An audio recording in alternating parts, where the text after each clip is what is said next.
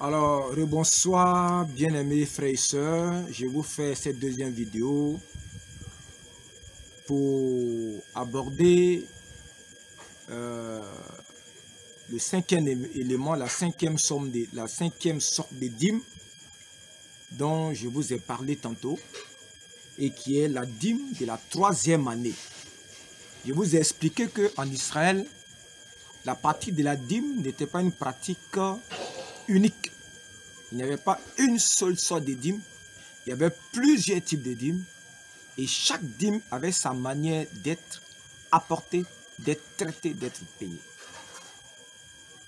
Pour chaque dîme, il y a ce qu'on appelle le maître de la dîme, c'est-à-dire que qui avait la responsabilité de la collecter et à qui est-ce que ça devait profiter. J'ai commencé par la dîme d'Abraham, la dîme de Jacob, la dîme des Lévites, la dîme de la dîme. Mais là, il parle de la dîme de la troisième année. Et je finirai par la dîme du roi. Et puis la conclusion, ça sera quelles sont les leçons qu'il faut tirer pour l'Église. Pour ce qui concerne le principe des dîmes et des offrandes. Alors, pour ce verset, pour ce passage, je vais vous lire Deutéronome 14, le verset 23. Alors, je commence à partir du verset 28. Je vais commencer à partir du verset 22, hein, pour rester dans l'esprit. Il est dit, tu lèveras la dîme de tout ce que produira ta sémence, de ce que rapporte ton champ chaque année. Il y avait une dîme chaque année. Et tu mangeras devant l'Éternel, ton Dieu, dans le lieu qu'il choisira pour y faire résider son nom, la dîme de ton blé, de ton mou, de ton huile, et les premiers de ton gros et de ton menu bétail, afin que tu apprennes à craindre toujours l'Éternel ton Dieu. Peut-être, lorsque l'Éternel ton Dieu t'aura béni, le chemin sera-t-il trop long pour que tu puisses transporter ta dîme à cause de ton éloignement et du lieu qu'aura choisi l'Éternel ton Dieu pour y faire résider son nom. Alors, tu échangeras ta dîme contre de l'argent, tu serreras cet argent dans ta main et tu iras au lieu que l'Éternel ton Dieu aura choisi. Je vais vous expliquer, cette première sorte de dîme là, c'est la dîme lévitique, ou la part consacrée aux fêtes de l'Éternel. Elle était chaque année une partie des revenus du juif de l'hébreu était consacrée pour les trois grandes fêtes qui étaient organisées chaque année en l'honneur de l'Éternel.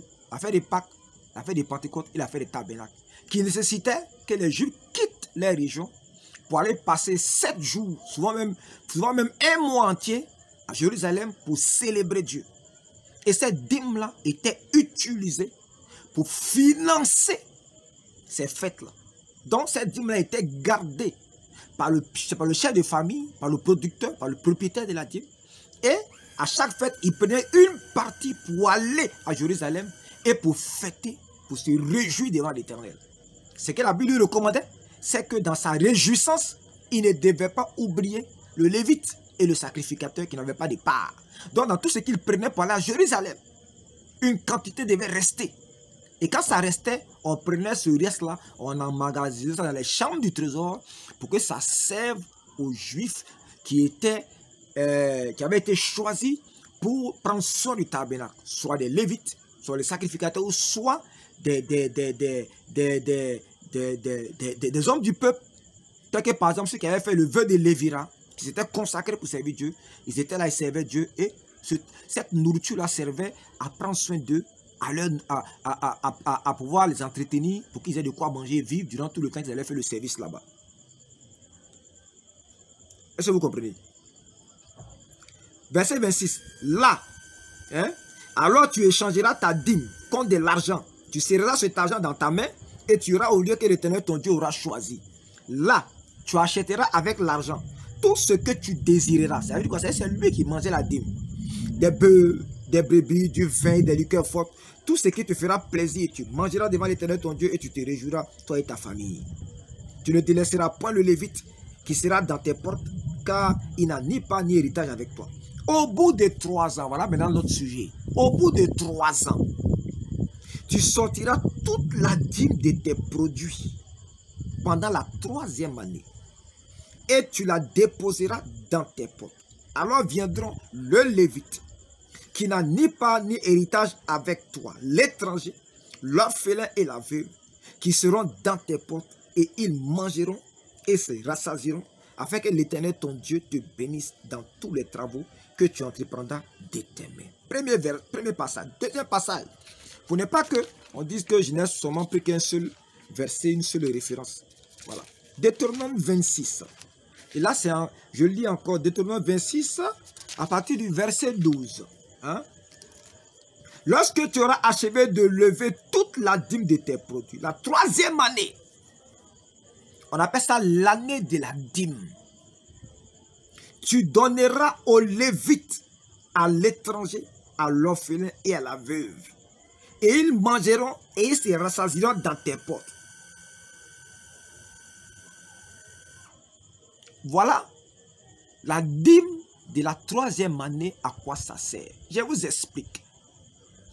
Lorsque un producteur a un champ, première année il a produit, il a prélevé la dîme, il a mis dans son grenier. Deuxième année il a produit, il a prélevé la dîme, il a mis dans son grenier. Ces 2 années-là, les dîmes qu'il a stockées là, c'est pour lui-même.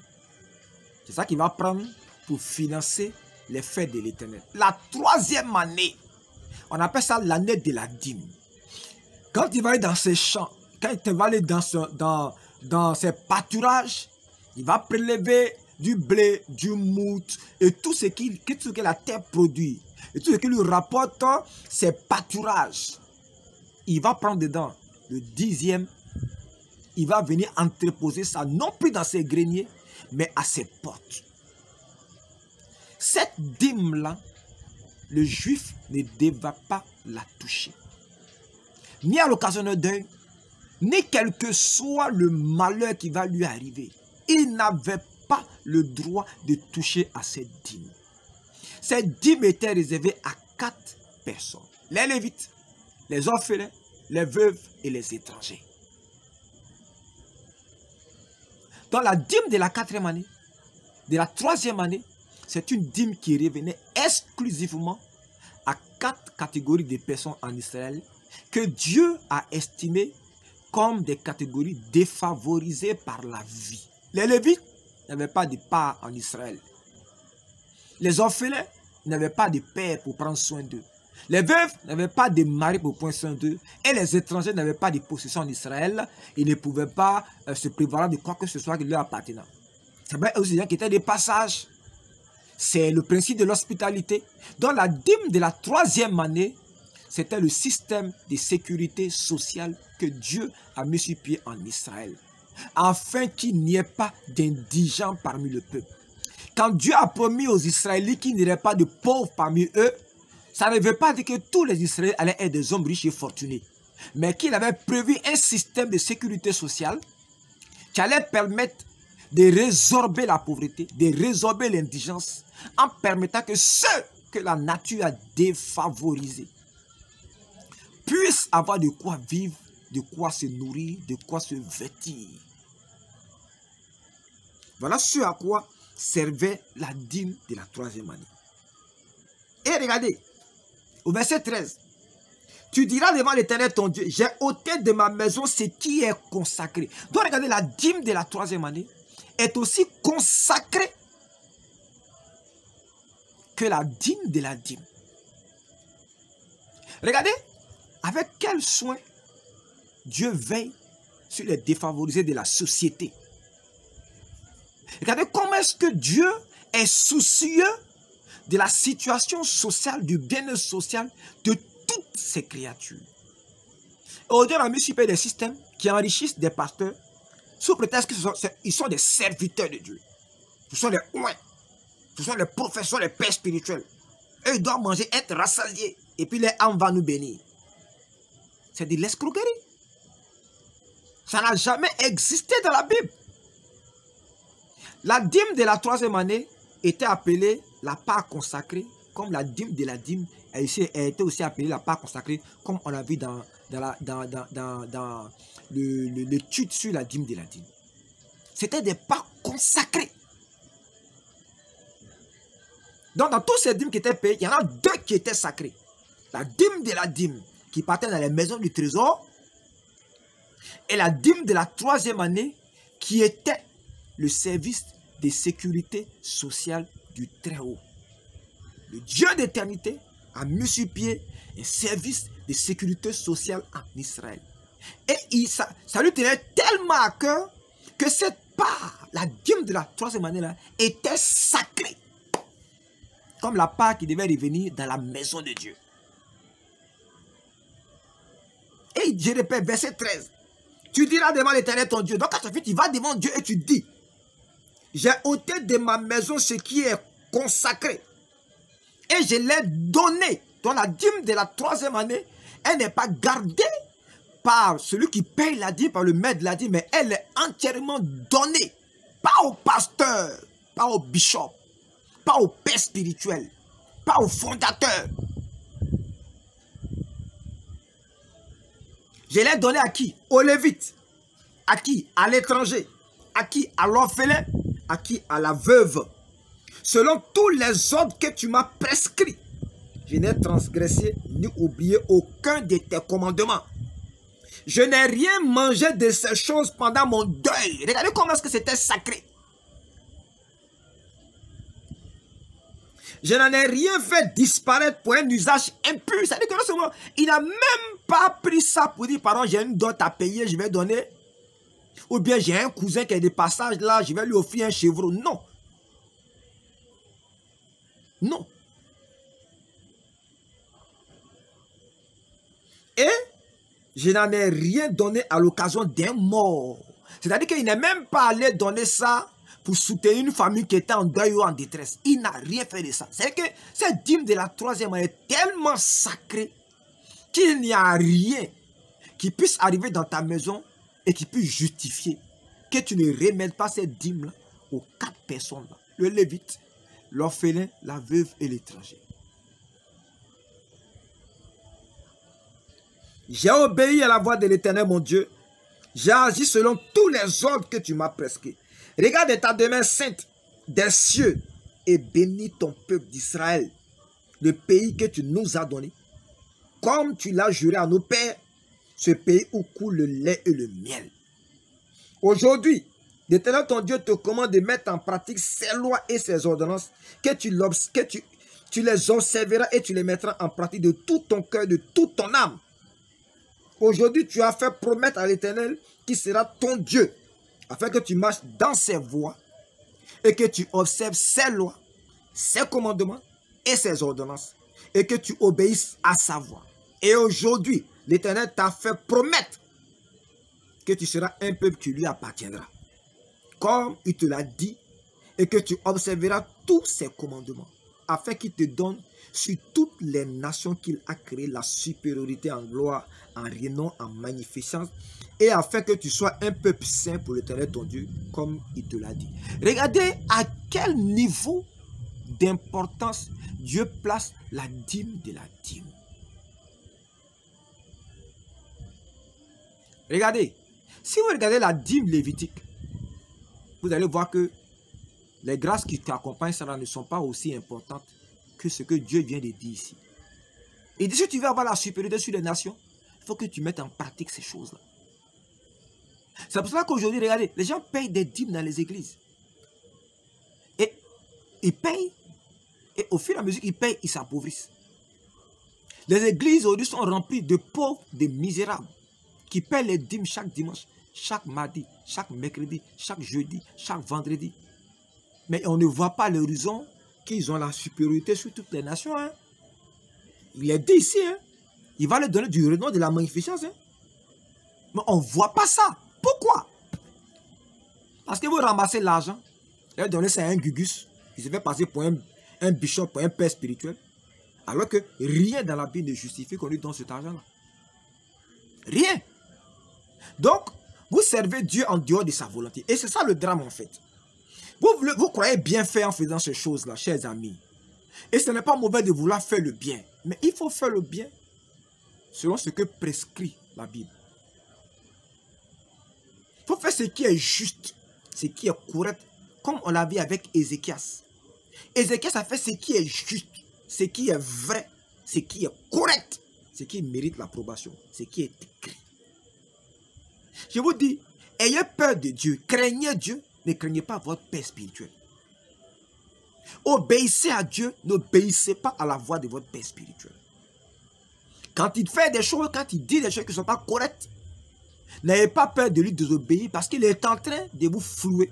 Il est en train de vous marmailler. Il est en train de vous blaguer. Il est en train de vous induire en erreur. En fait, il va vous pousser à poser des actes que Dieu condamne, que Dieu blâme. Et vous croyez que vous êtes en train de servir Dieu, vous êtes en train de servir un homme. Et comme un homme ne peut pas changer votre vie, qui ne peut pas vous bénir, qui ne peut pas assurer votre avenir, aussi longtemps que vous allez servir des hommes, dans la pensée des hommes, dans l'esprit des hommes, vous n'aurez rien. Dieu considère que la dîme de la dîme qui était réservée à sa maison a la même valeur que la dîme de la troisième année qui était réservée aux déshérités de la société. Église de Dieu, car tu fais des pauvres, car tu fais des orphelins, car tu fais des veuves, car tu fais des étrangers qui sont dans tes assemblées. Pourquoi est-ce que vous dépensez de l'argent pour enrichir des gens qui en ont déjà assez? Des gens qui sont multimillionnaires, multimilliardaires, vous continuez de collecter des dîmes, des offrandes pour les donner, alors que des pauvres se meurent chaque jour autour de vous. Ils n'ont même pas eu la même pensée que Dieu, qui depuis les temps anciens a prévu des dispositions dans sa loi pour que les déshérités, les personnes fragiles de la société ne puissent manquer de rien. Église de Dieu, es-tu encore la colonne de l'appui de la vérité? Es-tu encore le sel de la terre? Es-tu encore la lumière du monde? Éclaires-tu? Donc tu l'envies aux gens de vivre, de chercher Dieu. Je pose cette question-là à tous ceux qui se disent chrétiens et à toutes celles qui croient encore être des églises de Dieu. Avez-vous obéi à la parole de Dieu, à ce que disent les Écritures?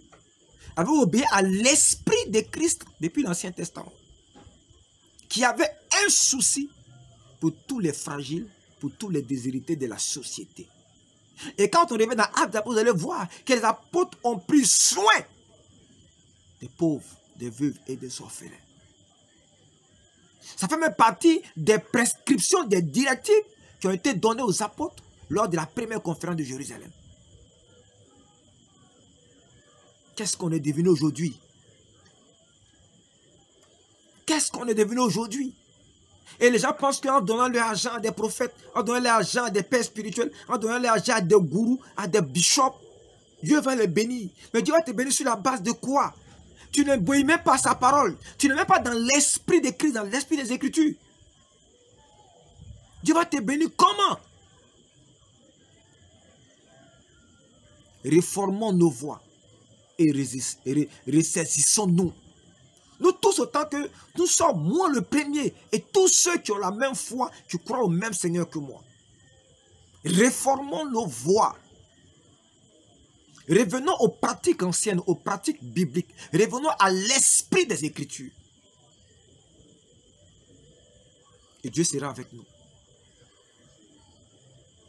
Voilà le message que je voulais donner aujourd'hui concernant la dîme de la troisième année, qui était réservée à tous les déshérités de la société, qui était la part consacrée que Dieu utilisait pour résorber l'indigence, la pauvreté et la misère. Afin que la promesse qu'il a faite à Israël s'accomplisse, il n'y aura pas d'indigents parmi ton peuple. Ce n'était pas que Dieu allait faire pleuvoir des dollars du ciel, mais il a pris des dispositions pour que dans son peuple, il y ait des gens qui portent le fardeau de leurs frères, de leurs sœurs et même des étrangers qui sont dans une situation de détresse, une situation de pauvreté, de misère, afin de les relever. Puissions-nous revenir aux Écritures et arrêter d'enrichir des vauriens, des mystificateurs, des escrocs qui font bonne chère, qui se repestent de votre naïveté. Servons Dieu. Servons Jésus-Christ. Servons-le dans l'esprit de Christ. Servons-le dans l'esprit des Écritures. Et Dieu sera avec nous. Dieu nous bénisse et nous garde. Très bonne soirée. Bon dimanche à tous. Que le Dieu en qui vous avez mis votre foi vous soutienne, vous fortifie et vous garde. Dans le précieux et puissant nom de Jésus-Christ. Amen.